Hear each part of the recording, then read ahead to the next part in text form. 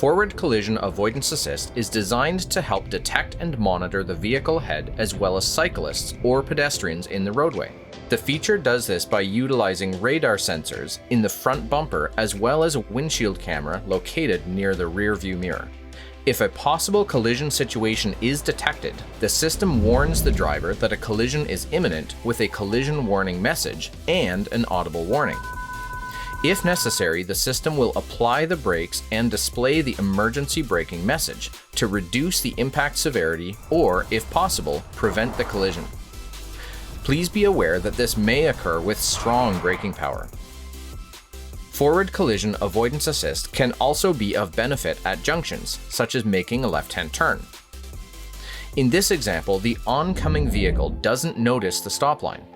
The combination of the left-hand turn signal and the sensors detecting a possible impact allows the system to apply emergency braking to attempt to avoid a collision.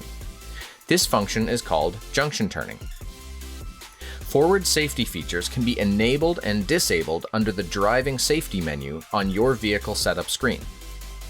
When the feature is off, the warning light on the instrument cluster will be illuminated. Please note, when the vehicle is restarted, Forward Collision Avoidance Assist will always be turned on.